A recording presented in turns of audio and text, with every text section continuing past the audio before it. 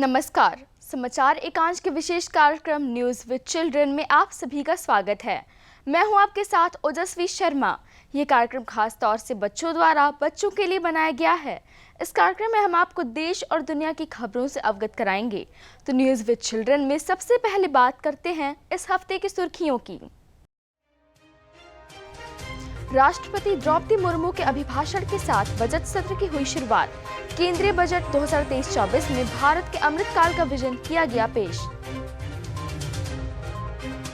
Budget में शिक्षा और कौशल विकास पर दिया गया है विशेष ध्यान।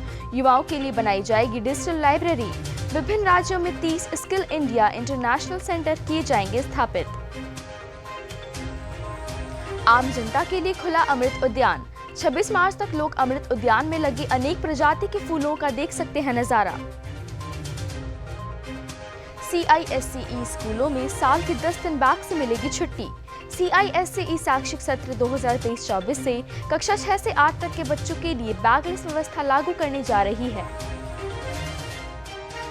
अंतरिक्ष वैज्ञानिकों ने खोज निकाला है ऐसा सुपरनोवा जिसकी चमक सूरज से 57,000 करोड़ गुना है ज्यादा। ये सुपरनोवा धरती से करीब 380 करोड़ प्रकाश वर्ष है दूर। और अब खबरें विस्तार से। राष्ट्रपति द्रौपदी मुर्मू के अभिभाषण के साथ बजट सत्र की हुई शुरुआत। राष्ट्रपति द्रौपदी मुर्मू का यह पहला अभिभाषण है। राष्ट्रपति द्रौपदी मुर्मू के अभिभाषण के साथ बजट सत्र की शुरुआत हुई। राष्ट्रपति द्रौपदी मुर्मू का यह पहला अभिभाषण है। उन्होंने अपने संबोधन में सरकार की उपलब्धियों का लेखा जोखा पेश किया।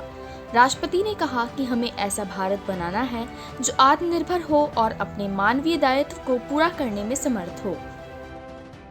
केंद्रीय बजट 2023-24 में भारत के अमृतकाल का विजन किया गया पेश, जो सशक्त एवं समावेशी अर्थव्यवस्था के लिए ब्लूप्रिंट है।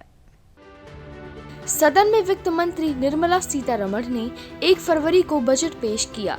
बजट 2023-24 में कुल प्राप्तियां और कुल व्यय क्रमशः 27.2 लाख करोड़ रुपए और 45 लाख करोड़ रुपए होने का अनुमान लगाया गया है। राजकोषीय घाटा यानी कि फिस्कल डेफिसिट GDP के 5.9% रहने का अनुमान है। केंद्र ने इस बजट में देश के रक्षा क्षेत्र को आत्मनिर्भर बनाने के लिए 5.94 लाख करोड़, वहीं सड़क परिवहन एवं राजमार्ग को 2.70 लाख करोड़ आवंटित किया है। क्या होता है फिस्कल डेफिसिट या राजकोषीय घाटा? सरकार के कुल राजस्व और कुल व्यय के बीच के अंतर को राजकोषीय घाटा कहा जाता है। ये सरकार द्वारा आवश्यक कुल उधारी का एक संकेत है। कुल राजस्व की गणना करते समय उधार शामिल नहीं होते हैं। फिस्कल डेफिसिट को उधार के माध्यम से वित्त पोषित किया जाता है। प्रधानमंत्री नरेंद्र मोदी ने कहा कि अमृतकाल का यह पहला बजट विकसित भारत की आकांक्षाओं और संकल्पों के लिए एक मजबूत नींव रखता है। प्रधानमंत्री ने कहा कि यह बजट वंचितों को वरीयता देता है और आकांक्षी समाज, गरीबों, गांवों और मध्यम वर्ग के सपनों को साकार करने का प्रयास करता है। प्रधानमंत्री ने पारंपरिक कारीगरों जैसे कि बढ़ई, लोहार, सुनार, कुम्हार, मूर्तिकार और कई अन्य शिल्प को जानने वाले लोगों को राष्ट्र निर्माता कहा। प्रधानमंत्री ने कहा, पहली बार देश इन लोगों की कड़ी मेहनत और सृजन के सम्मान स्वरूप कई योजनाएं लेकर आया है।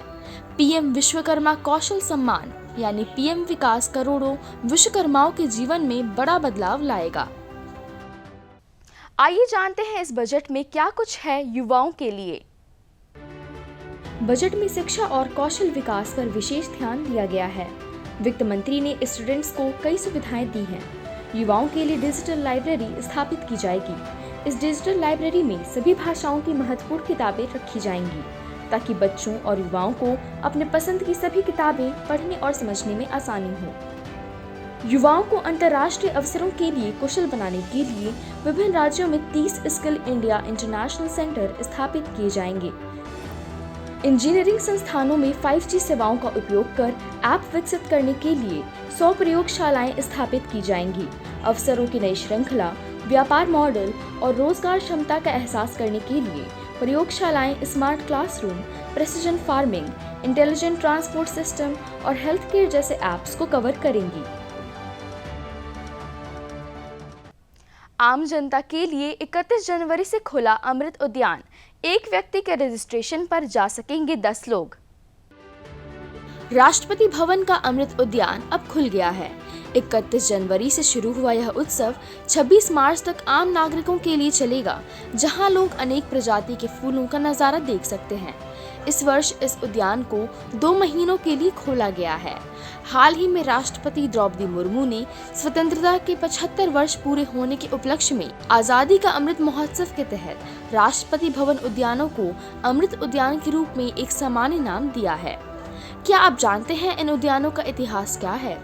1917 में सर एडविन लुटियन ने अमृत उद्यान के डिजाइन को अंतिम रूप दे दिया था, जिसमें 1928 से 29 के दौरान पौधारोपण किया गया। बागानों के लिए उनके सहयोगी बागवानी निदेशक विलियम मुस्टो थे। सर लुटियंस ने इन बागों में 2 अलग-अलग बागवानी परंपराओं, मुगल शैली और अंग्रेजी फूलों के बगीचे को एक साथ लाया था। आम जनता के लिए अमृत उद्यान 31 जनवरी से खुला। दिल्ली में बारिश के बीच विजय चौक पर बीटिंग द रिट्रीट सेरेमनी हुई संपन्न। इस बार सेरेमनी में भव्य ड्रोन शो किया गया आयोजित। गणतंत्र दिवस समारोह के औपचारिक समापन का प्रतीक बीटिंग द रिट्रीट कार्यक्रम 29 जनवरी को दिल्ली में आयोजित किया गया। समारोह भारतीय शास्त्रीय संगीत पर आधारित धुनों से सराबोर रहा।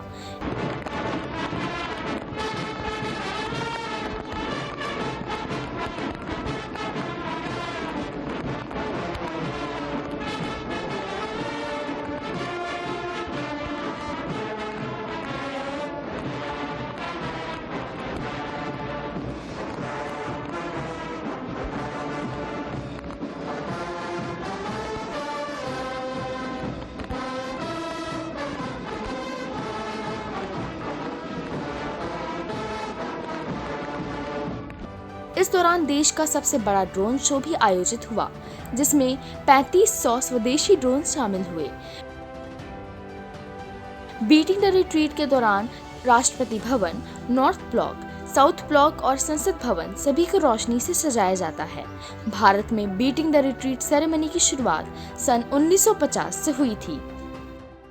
CISCE स्कूलों में साल के 10 दिन बैग से मिलेगी छुट्टी।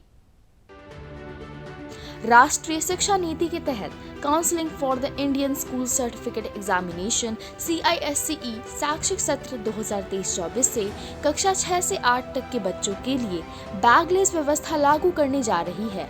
उन्हें साल में 10 दिन स्कूल में बैग नहीं ले जाना पड़ेगा। नई व्यवस्था लागू करने के पीछे काउंसिल का उद्देश्य बच्चों को तनाव मुक्त पठन पाठन का माहौल उपलब्ध कराना है। 2 फरवरी को विश्व भर में मनाया गया वर्ल्ड वेटलैंड डे। पहली बार 1997 में मनाया गया था वर्ल्ड वेटलैंड डे। प्रत्येक वर्ष 2 फरवरी को विश्व भर में वर्ल्ड वेटलैंड डे मनाया जाता है।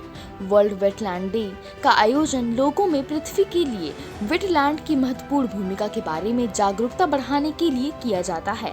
पहली बार वेटलैंड डे 1997 में मनाया गया था। वेटलैंड यानी नदी, तालाब, पोखरे और ऐसे जनक क्षेत्र जहां हमेशा या साल के कई महीने जल भरा रहता है। वेटलैंड जंतु ही नहीं बल्कि पौधों के लिए भी एक समृद्ध तंत्र है, जहां कई उपयोगी वनस्पतियों और औषधीय पौधे प्रचुर मात्रा में पाए जाते हैं। वेटलैंड मानव जीवन, जलवायु परिवर्तन के प्रतिकूल प्रभाव को कम करने, दुर्लभ प्राणियों की आश्रय, मत्स्य पालन, धान खेती आदि में काफी महत्वपूर्ण है। भारत को जल्द मिलेंगे दक्षिण अफ्रीका से 12 चीते। दोनों देशों के बीच चीते भारत भेजने के लिए हुआ समझौता। दक्षिण अफ्रीका भारत को आने वाले समय में दर्जनों अफ्रीकी चीते देगा। हर साल 12 चीते भारत भेजे जाएंगे। इस महीने भारत को 12 चीते मिलने वाले हैं। अफ्रीका ने इसके लिए भारत के साथ एक समझौते पर हस्ताक्षर किया है। ये समझौता 8 से 10 साल के लिए है। लगभग 70 साल पहले भारत से चीते गायब हो गए थे। देखते हैं अब क्या कुछ हुआ खास साइंस की दुनिया में। सूरज की चमक नए सुपरनोवा के सामने पड़ी फीकी। 57,000 करोड़ गुना ज्यादा चमकदार है नया सुपरनोवा। अंतरिक्ष वैज्ञानिकों ने एक ऐसा तारा खोज निकाला है जिसकी चमक सूरज से 57,000 करोड़ गुना ज्यादा है। ये सुपरनोवा धरती से करीब 380 करोड़ प्रकाश वर्ष दूर है, इसलिए हम उसे देख नहीं पा रहे हैं। वैज्ञानिकों का कहना है कि यह चमकदार तारा गर्म गैसों का बड़ा गोला है। फिलहाल वैज्ञानिक ये समझने में जुटे हैं कि इसे क्या कहा जाए। कुछ वैज्ञानिक इसे तारा तो कुछ इसे सुपरनोवा कह रहे हैं। सुपरनोवा उसे कहते हैं जब एक तारा अपने जीवन के अंत तक पहुंच जाता है और प्रकाश के एक शानदार विस्फोट में फट जाता है। आसमान में कुछ पलों के लिए दिखा हरी चमकीली लपट का नजारा खगोल वैज्ञानिकों के अनुसार यह हाल ही में खोजा गया धूमकेतु था। खगोलीय घटनाओं में दिलचस्पी रखने वालों के लिए 1 फरवरी की रात बेहद खास रही। इस रात आसमान में कुछ पलों के लिए हरी चमकीली लपट का नजारा दिखा। खगोल वैज्ञानिकों के अनुसार यह हाल ही में खोजा गया धूमकेतु था जो पृथ्वी के पास से गुजरा था।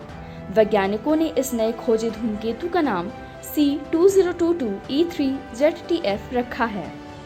सितारों की दुनिया में ऐसी अनूठी घटना 50,000 साल बाद घटित हुई है। आमतौर पर एक धूमकेतु रात में एक सफेद लपट जैसा दिखाई देता है, लेकिन इस धूमकेतु का हरा रंग दुर्लभ है। यह पृथ्वी से 2.7 करोड़ मील की दूरी से गुजरा था। और अब बढ़ते हैं अंतर्राष्ट्रीय जगत से जुड़ी खबरों की ओर। अमेरिकी राष्ट्रपति जो बाइडेन ने इस गर्मी में प्रधानमंत्री नरेंद्र मोदी को राजकीय यात्रा के लिए आमंत्रित किया है। अमेरिकी राष्ट्रपति के न्योते को सैद्धांतिक रूप में स्वीकार कर लिया गया है।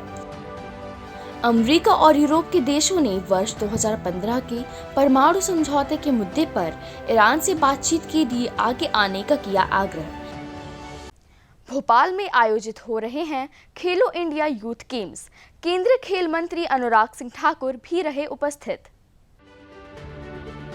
खेलो इंडिया यूथ गेम्स की मध्य प्रदेश के भोपाल में हुई शुरुआत। 13 दिन तक चलने वाले इन खेलों में देश भर के 6,000 से अधिक खिलाड़ी 27 खेलों में भाग ले रहे हैं। इस बार के खेलो इंडिया गेम्स में पहली बार वाटर स्पोर्ट्स और तलवारबाजी को भी शामिल किया गया है। खेलो इंडिया का आयोजन मध्य प्रदेश के 8 शहरों में किया जा रहा है। अंत में खबर खेल जगत से। भारत ने अहमदाबाद में खेले गए निर्णायक तीसरे और अंतिम T20 अंतर्राष्ट्रीय मैच में न्यूजीलैंड को 168 रनों से हरा दिया है। 235 रन के लक्ष्य का पीछा कर रही न्यूजीलैंड की टीम को भारत ने 66 रन पर ही रोक दिया। इसी के साथ भारत ने 3 मैचों की श्रृंखला को 2-1 से अपने नाम कर लिया। अंडर 19 महिला T20 विश्व कप के फाइनल में भारत ने इंग्लैंड को 7 विकेट से हराकर टूर्नामेंट जीतकर इतिहास रच दिया है। इंग्लैंड ने पहले बल्लेबाजी करते हुए भारत के सामने 69 रन का लक्ष्य रखा था। महिला T20 विश्व कप के फाइनल में भारत की जीत पर प्रधानमंत्री नरेंद्र मोदी ने ट्वीट कर बधाई दी।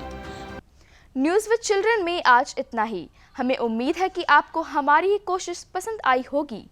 तो अगले हफ्ते आपसे फिर से मुलाकात होगी देश और दुनिया की खबरों के साथ। धन्यवाद। देखते रहिए दूरदर्शन उत्तर प्रदेश।